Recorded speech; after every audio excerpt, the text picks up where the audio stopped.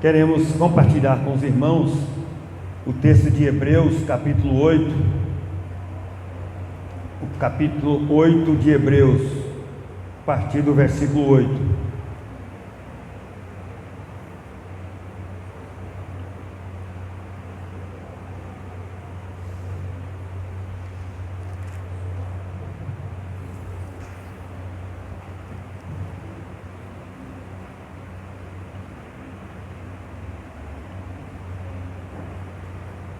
Hebreus capítulo 8, a partir do versículo 8 até o versículo 13. Nessa minha tradução está desta maneira. Eu gostaria que os queridos irmãos e amados ouvintes prestassem bastante atenção nessa palavra. É uma palavra que o pastor começou a falar no domingo passado, e eu gostei muito e falei para ele que eu queria dar continuação à pregação da semana passada. Então, Hebreus capítulo 8, versículo 8. E de fato, repreendendo-os, diz: Eis aí, vem dias, diz o Senhor, e firmarei nova aliança com a casa de Israel e com a casa de Judá, não segundo a aliança que fiz com seus pais, no dia em que os tomei pela mão para os tirar da terra do Egito, pois eles não continuaram na minha aliança, e eu não dei atenção a eles, diz o Senhor. Porque esta é a aliança que farei com a casa de Israel, depois daqueles dias, diz o Senhor. Imprimirei as minhas leis na mente deles, e as inscreverei sobre o coração, e eu serei o seu Deus, e eles serão o meu povo. E não ensinará jamais cada um a seu próximo, nem cada um a seu irmão, dizendo: conhece o Senhor, porque todos me conhecerão, desde o menor até o maior deles. Pois para com as suas iniquidades usarei de misericórdia, e dos seus pecados jamais me lembrarei. Quando ele diz nova aliança, tornou antiquada a primeira. Ora, aquilo que se torna antiquado e está envelhecido, está prestes a desaparecer. Ainda no capítulo 10, irmãos, no versículo 16, vai repetir essas palavras. Hebreus 10, 16. Esta é a aliança que farei com eles depois daqueles dias, diz o Senhor. Imprimirei as minhas leis no coração deles e as inscreverei sobre sua mente. Acrescenta: também de seus pecados e de suas iniquidades jamais me lembrarei. Ora, onde há remissão de pecados, não existe mais necessidade de sacrifício pelo pecado. Portanto, meus irmãos, tendo ousadia para entrar no santuário pelo sangue de Jesus, pelo novo e vivo caminho que ele nos abriu por meio do véu, isto é, pela sua carne, e tendo um grande sacerdote sobre a casa de Deus, aproximemo-nos com um coração sincero e plena certeza de fé, tendo o coração purificado da má consciência e o corpo lavado com água pura. Guardemos firme a confissão da esperança sem vacilar, pois quem fez a promessa é fiel. Cuidemos também de nos animar uns aos outros no amor e na prática das boas obras. E ainda no capítulo 13 de Hebreus, versículo 20 e 21. 13 de Hebreus, versículos 20 e 21. Ora, o Deus da paz, que tornou a trazer dentre os mortos o nosso Senhor Jesus, o grande pastor de ovelhas, pelo sangue da eterna aliança, aperfeiçoe vocês em todo bem, para que possam fazer a vontade dele, que ele opere em nós o que é agradável diante dele, por meio de Jesus Cristo, a quem seja glória para todo sempre. Amém. Vamos orar. Deus querido, nós te agradecemos pela nova aliança. Nós te agradecemos neste momento porque o Senhor nos escolheu para aprender sobre a nova aliança, Senhor. Porque, ó Deus, aqueles a quem Tu amas, aqueles a quem Tu escolhes, o Senhor dá a conhecer o Teu pacto e a Tua aliança, Senhor. Muito obrigado por essa graça, esse privilégio infinito, e que Teu Espírito agora, Senhor, no Teu amor, na Tua bondade, no Teu plano eterno, possa abrir os nossos corações, nosso entendimento, e nos lançar num novo relacionamento, mais perto, mais apegado, mais confiantes e mais dedicados ao Senhor, pelo conhecimento da nova aliança, Senhor. É o que nós te pedimos e te agradecemos em nome e para a glória do Senhor Jesus. Amém, amém e amém. Irmãos, o tema desta palavra então é esse: as promessas da nova aliança. As promessas da nova aliança. Aqui no capítulo 8 de Hebreus, nós temos aqui 3 promessas principais da nova aliança. Os irmãos que estiverem acompanhando aí na Bíblia, pode olhar comigo. Hebreus 8 e o versículo 10 diz: porque esta é a aliança que farei com a casa de Israel depois daqueles dias, diz o Senhor, imprimirei as minhas leis na mente deles e as inscreverei sobre o seu coração. Eu serei o seu Deus e eles serão o meu povo. Que coisa maravilhosa, irmãos, essa promessa. Deus está prometendo colocar a sua vontade, a sua lei, não do lado de fora, não como uma regra fora de nós para nós cumprirmos, mas colocar dentro do nosso coração. Ou seja, fazer do nosso interior uma ligação íntima, uma união total com a sua vontade e com a sua lei. E ele diz: ninguém vai dizer conhece ao Senhor, porque todos me conhecerão, desde o menor até o maior deles. E essa é a segunda promessa. A primeira, colocar as suas leis no nosso entendimento e no nosso coração. Ele promete fazer isso. A segunda, fazer com que nós o conheçamos. Essa é a segunda promessa da nova aliança. E essas duas promessas, eu creio, elas são resultados da terceira promessa, que é o versículo 12: pois para com as suas iniquidades usarei de misericórdia, ou serei misericordioso para com as suas iniquidades, e de seus pecados jamais me lembrarei. Promessas maravilhosas, as promessas da nova aliança. É tudo que nós podemos desejar, irmãos.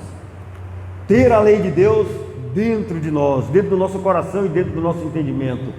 Ter o conhecimento do Senhor e ter a certeza do perdão dos nossos pecados, de que Ele não se lembra e Ele não olha mais para as nossas iniquidades. Essas são as promessas da nova aliança. E essas promessas, irmãos, é resultado, de uma aliança unilateral. Essas promessas que Deus fez, elas fazem parte de uma aliança unilateral. Gostaria que os irmãos entendessem isso nessa noite. O que é uma aliança unilateral? Eu quero aqui então dar alguns exemplos de aliança que nós encontramos na Bíblia, rapidamente, para que você possa entender o que é uma aliança unilateral. Aliança é um pacto, é um contrato que se faz entre duas partes, aqui no caso, entre duas pessoas, ou entre Deus, o seu povo, entre Deus e as pessoas. A primeira aliança que nós temos notícia na Bíblia foi a aliança com Adão. E a única coisa que Deus pediu para Adão foi que ele não comesse do fruto do conhecimento do bem e do mal. Só um mandamento, só uma lei. Se ele não comesse da árvore do conhecimento do bem e do mal, ele estava unido com Deus, ele tinha uma aliança com Deus. Deus tinha um compromisso com ele e ele tinha um compromisso com Deus. Aleluia! Mas Adão, nós sabemos, não permaneceu nessa aliança. Ele quebrou essa aliança. Ele disse: não, Senhor, eu quero andar sozinho. Não quero aliança com o Senhor, não. Eu quero agir por mim mesmo, e eu quero mandar por mim mesmo. Eu quero andar de acordo com a minha cabeça, fazer o que eu pensar que é melhor, e dispenso o Senhor. Muito obrigado pela sua oferta. E aí entrou o pecado no mundo, entrou a morte, entrou todo tipo de problemas, as dores, a violência, a corrupção, a desonestidade, entrou no mundo. Mas Deus não desistiu. Deus não desistiu mesmo. Deus fez uma aliança, logo no começo ele fez uma aliança de sangue, porque quando Adão e Eva fez vestes das folhas das árvores para cobrir a nudez, Deus matou os animais e fez roupas de pele de animais para eles, mostrando que a nossa vergonha, a nossa nudez e o nosso pecado só pode ser coberto com o derramamento de sangue. E essa foi a diferença da oferta de Caim e da oferta de Abel. Caim ofereceu frutos, ofereceu produtos da agricultura, mas Abel ofereceu uma ovelha e matou aquela ovelha e derramou o seu sangue, que estava apontando para o Senhor. A humanidade prosseguiu, o pecado aumentou de tal maneira que Deus decidiu destruir a terra com o dilúvio, mas salvou a família de Noé. Quando acabou o dilúvio, Noé saiu da arca, Deus fez uma aliança com Noé. Vejam que a aliança de Deus com Adão não era unilateral. Tinha uma parte que Deus ia cumprir e uma parte que Adão tinha que cumprir. Mas quando o povo saiu da arca, Noé saiu da arca, Deus fez uma aliança unilateral. Deus disse: eu nunca mais vou destruir a terra com um dilúvio. E ele não impôs condição nenhuma para a humanidade, ele não pediu nada, ele não cobrou nada, ele simplesmente disse: eu não vou fazer mais isso. Ele se comprometeu de si para si mesmo e não pediu nada em troca, nenhum comportamento, nenhuma lei, nada que o homem precisasse cumprir. Isso chama-se aliança unilateral. Deus fez uma outra aliança. Deus fez aliança com Abraão. A aliança com Abraão era nos termos da circuncisão. E Deus disse: olha, esse pacto eu faço com você. Todos os seus filhos serão circuncidados. E nessa circuncisão está o meu pacto com você. Quem não se circuncidar está banido, está fora do pacto. Essa não era unilateral, porque tinha a parte de Deus e tinha a parte do ser humano. Depois disso, Deus fez aliança no Sinai. Meu irmão me disse, eu não acompanho, disse que está até passando uma novela sobre isso, sobre essa aliança, a aliança do Sinai. A aliança do Sinai todo mundo sabe, é os 10 mandamentos, quando Moisés recebeu as tábuas com os 10 mandamentos. Essa aliança não é unilateral. Por quê? Porque tem a parte de Deus e tem a parte do povo. E Deus disse: olha, vocês obedecem a lei, vocês obedecem os mandamentos, vocês andam de maneira que eu mandei vocês fazerem, e eu abençoo vocês. Eu dou colheita abundante, eu dou proteção dos inimigos, eu dou tudo de bom para vocês, mas vocês têm que cumprir a lei, vocês têm que obedecer os mandamentos. E esse texto aqui de Hebreus capítulo 8 fala que essa aliança também ela não deu certo. Não deu certo por quê? Porque o povo não cumpriu a sua parte. E aqui o texto diz, Deus diz: como eu tinha uma aliança com eles, nesses termos, eles não cumpriram a parte deles, então eu os abandonei também. Está aqui, essa é uma reclamação que Deus faz aqui em Hebreus capítulo 8, que na verdade é uma citação de Jeremias. E ele diz: não segundo a aliança que fiz com seus pais, nos dias em que os tomei pela mão para os tirar da terra do Egito, porque eles não continuaram na minha aliança e eu não dei atenção a eles, diz o Senhor. Então, a aliança da lei, a aliança do Sinai, era uma aliança bilateral. Deus se comprometia a fazer a sua parte, proteger o povo, alimentar o povo, guardar o povo, dar uma terra para o povo, se eles cumprissem os mandamentos. Tinha uma parte para Deus cumprir e uma parte para o povo cumprir. Também não deu certo essa aliança, porque o homem falhou em obedecer. Então Deus promete uma nova aliança. Essa nova aliança, irmãos, ela é unilateral. Ela é unilateral. Deus faz as promessas sem impor condições aos seres humanos. Ele diz: eu vou fazer isso, eu vou gravar as minhas leis nos seus corações, eu vou fazer vocês me conhecer, eu vou perdoar os seus pecados. Aleluia! É então uma aliança unilateral, uma aliança em que Deus assume toda a responsabilidade pelas nossas vidas. Ele assume a responsabilidade pelos nossos pecados, Ele assume a responsabilidade de perdoá-los, e Ele assume a responsabilidade de consertar a nossa vida e nos fazer andar nos seus caminhos. Essa aliança é maravilhosa, irmãos. Muitas vezes nós pregamos o Evangelho e nós ficamos só na parte em que Deus perdoa os nossos pecados. Louvado seja Deus, Ele perdoa mesmo. Mas a aliança, a nova aliança, a nossa salvação não está baseada tão somente na justificação, não está baseada tão somente no perdão de pecados. É mais do que isso, irmãos. Porque Deus se compromete a perdoar nossos pecados e Ele se compromete a gravar suas leis no nosso coração, no nosso entendimento, de nos fazer conhecer a Ele e andar com Ele. Essas são as promessas da nova aliança, uma aliança unilateral.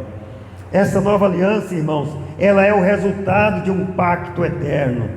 Os irmãos viram aí no capítulo 13, no versículo 20 e 21, em que o autor de Hebreus ele diz: o Deus da paz, que tornou a trazer dentre os mortos o nosso Senhor Jesus, o grande pastor de ovelhas, pelo sangue da eterna aliança, aperfeiçoe vocês em todo bem.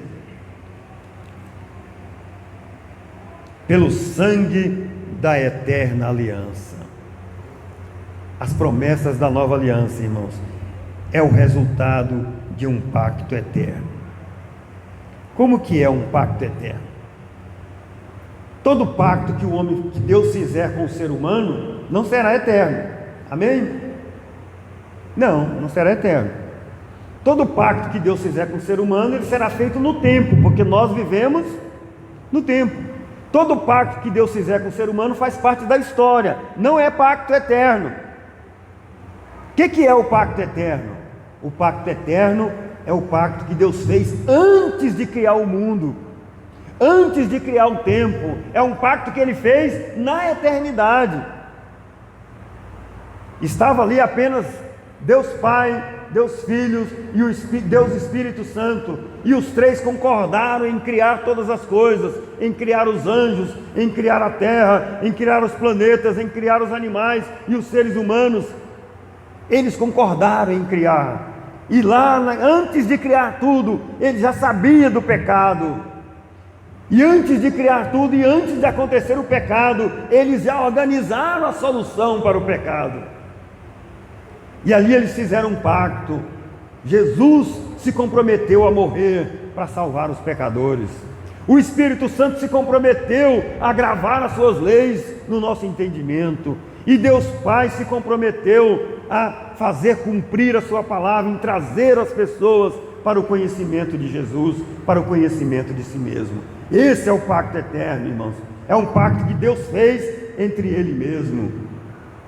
E assim, quando Jesus vem ao mundo, Ele vem para cumprir um pacto eterno. E as promessas que Ele faz é resultado desse pacto eterno, um pacto entre Deus e Ele mesmo, o pacto da nossa salvação. Esse pacto é eterno, porque ele foi feito na eternidade, porque ele é certo, ele é estável, ele é completo e ele não muda, porque aquilo que muda não é eterno.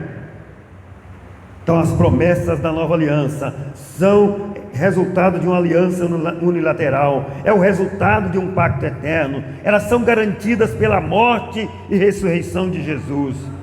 Aqui em Hebreus 13 mesmo, irmãos, fala claramente sobre isso, né? Olha só o versículo aí, ó. O Deus da paz, que tornou a trazer dentre os mortos o nosso Senhor Jesus, o grande pastor de ovelhas, pelo sangue da aliança eterna. Esse pacto é o resultado da morte e da ressurreição de Jesus. E nós podemos dizer que a ressurreição do Senhor Jesus também é o resultado da aliança eterna, porque Jesus se comprometeu a morrer pelos pecadores, mas Deus se comprometeu em ressuscitá-lo dentre os mortos. Então, quando Jesus morre por nós, para perdoar nossos pecados, e Ele diz: Pai, nas tuas mãos eu entrego o meu espírito, Ele entrega o seu espírito a Deus, na confiança do pacto que Ele tinha firmado com seu Pai desde a eternidade, o pacto de que Deus o ressuscitaria dentre os mortos. E Deus o ressuscita então dentre os mortos para garantir esse pacto, irmãos. A morte e a ressurreição de Jesus é a garantia de que Deus perdoa todos os nossos pecados, é a garantia de que Ele escreve as suas leis na nossa mente, no nosso coração, é a garantia que Ele nos faz com que nós o conheçamos, é a garantia em que Ele nos faz andar com Ele e obedecer a sua vontade.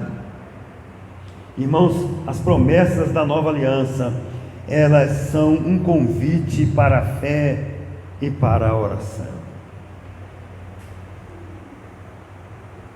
Esse texto mesmo de Hebreus, capítulo 13, que eu acabei de ler, esse texto é uma oração,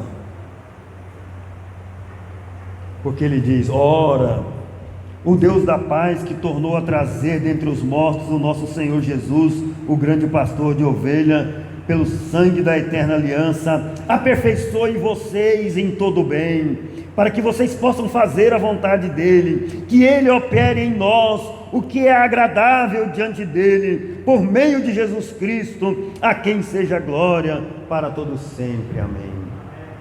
Irmãos, na Bíblia nós temos esse princípio, nós temos esse caminho. Deus faz uma promessa, e o que Ele espera de nós? Ele espera que nós oremos para que Ele cumpra a promessa que Ele fez. Deus faz um pacto com Davi. Davi disse: eu vou construir uma casa para Deus. E Deus disse: não, você não vai me construir casa, eu vou construir casa para você. E aí o que Davi faz? Davi, a Bíblia fala que ele se senta diante da arca, e aí ele senta lá e fica assim, fala: Senhor, o que eu posso falar na tua presença? Eu não sou nada, eu era um pastor de ovelhas, vivia lá no sol quente, lá nos morros, cuidando de ovelhas, e aí o Senhor me tirou de lá, e o Senhor me fez rei, e isso não foi bastante para o Senhor. Agora o Senhor fica prometendo coisas da minha família no futuro.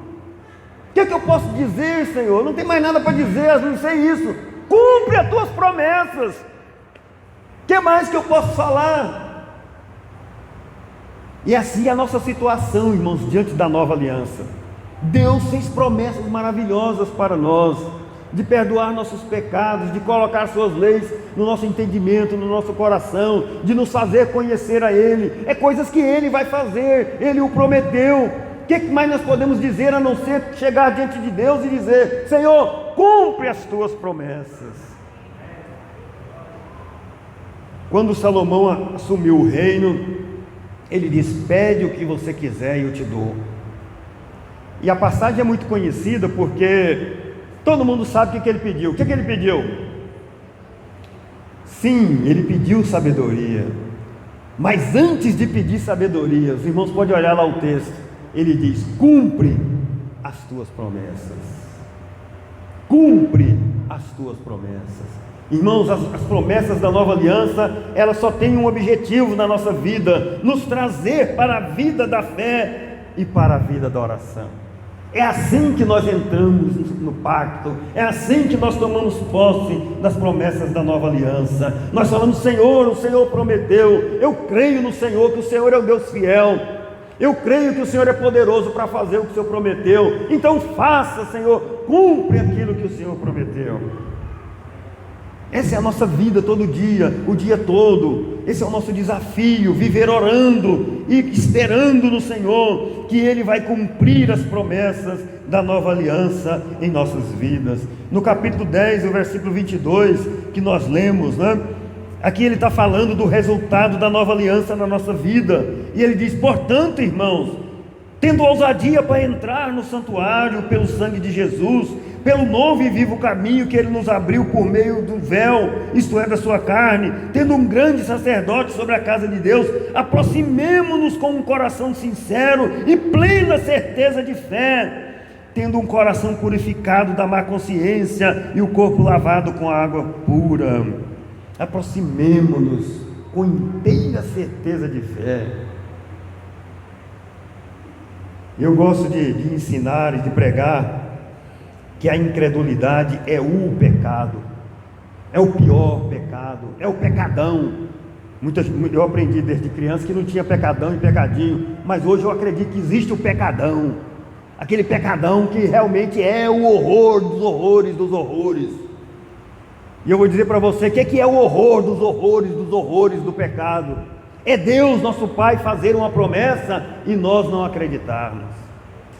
Porque quando Deus, nosso Pai, faz uma promessa e você não acredita, você está atingindo o caráter de Deus, você o está chamando de mentiroso, e isso é o horror dos horrores, e é o único pecado que você pode cometer contra Deus, é você desafiá-lo ao ponto de chamá-lo de mentiroso. As promessas da nova aliança, irmãos, elas são um convite para a nossa fé e para a nossa oração. Ó Deus, cumpre as tuas promessas. É uma garantia para a nossa esperança, irmãos. No capítulo 10 mesmo, a palavra diz, né? Aproximemo-nos, guardemos a confissão da esperança sem vacilar. A garantia da nossa esperança. Porque crer, irmãos, é fácil. Amém? Deus prometeu, Deus é fiel. Nenhuma dificuldade de crer. Eu tenho dificuldade de crer no pastor Marcos. Tenho. Desculpa aí, irmão, mas, né? Por que eu tenho dificuldade de acreditar nele? Porque é um ser humano, né? Ele pode me prometer uma coisa, mas ficar doente e não cumprir. Ele pode me prometer uma coisa e morrer e não cumprir. Ele pode me prometer uma coisa e ficar de sacanagem e não cumprir. Pode ou não pode? Agora Deus pode fazer isso? Não, Ele prometeu, Ele é Deus, Ele não pode mentir, então eu só posso confiar. Então é fácil confiar, irmãos. Agora tem uma coisa que é mais difícil, viu, Rafaela? É continuar confiando, né? Que de repente começa a acontecer coisas contrárias àquilo que eu estou esperando, e aí eu penso, não, mas Deus não é possível que Deus está falhando, não é? Então, a esperança, irmãos, é a continuação da fé. Eu creio e continuo crendo. Eu creio e continuo crendo.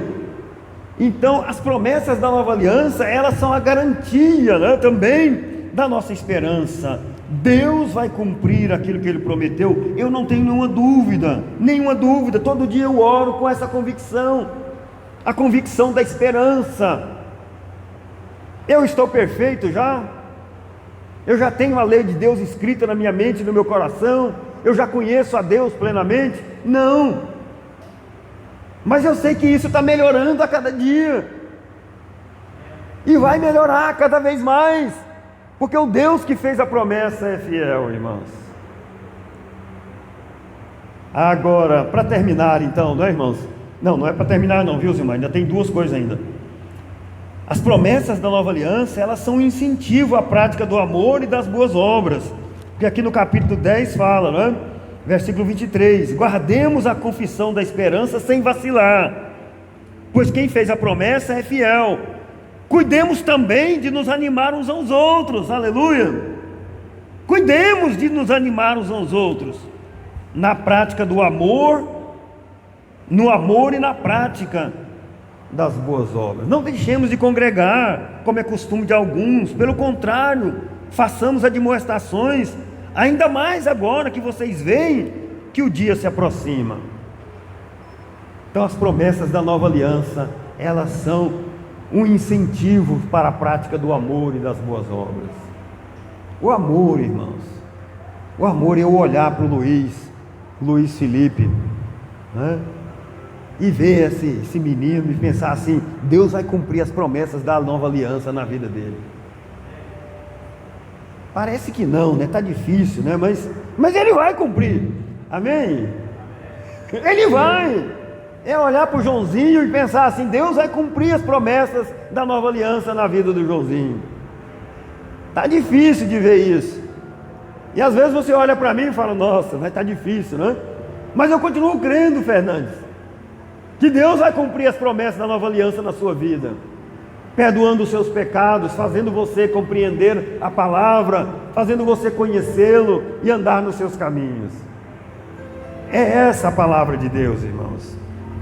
As promessas da nova aliança nos incentivam ao amor, a crer não somente para mim, mas crer também para o meu irmão.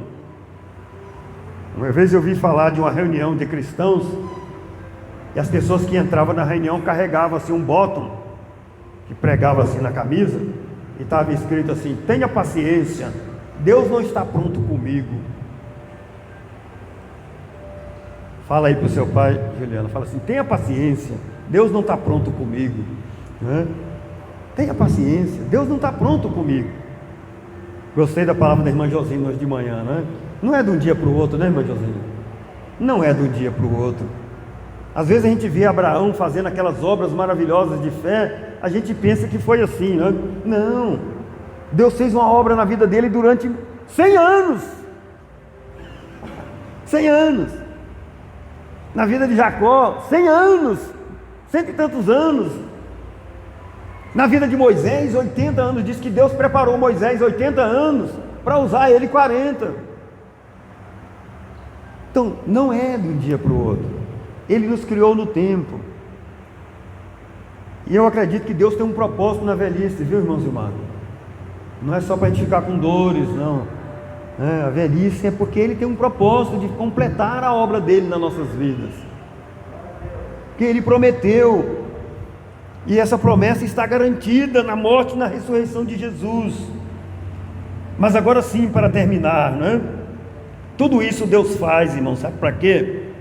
Deus vai fazer, e Deus está fazendo para glorificar o nome do Senhor Jesus. Hebreus 13, versículo 21. Versículo 20 e 21, não tem jeito de ler só um. Ora, o Deus da paz, que tornou a trazer dentre os mortos o nosso Senhor Jesus, o grande pastor de ovelhas, pelo sangue da aliança eterna, aperfeiçoe vocês em todo o bem, para que possam fazer a vontade dEle. Que Ele opere em nós o que é agradável diante dEle. São as promessas da nova aliança. Por meio de Jesus Cristo, Ele faça isso, a quem seja glória para todo sempre. Amém. Deus te ama, não tem dúvida que Deus te ama. Mas Ele vai cumprir as novas alianças, as promessas da nova aliança na sua vida, para que Jesus seja glorificado. O amor que Deus tem para comigo, o amor que Deus tem para com você, é um amor que está em Cristo Jesus. É por causa de Jesus que Ele criou o mundo. É por causa de Jesus que Ele criou você, que Ele criou o mundo, as pessoas todas. É por causa de Jesus que Ele te salva. É por causa de Jesus que Ele te aperfeiçoa em todo bem. É por causa de Jesus que Ele opera na sua vida o querer e o realizar. A Ele seja a glória para todo sempre. Amém. Vamos orar.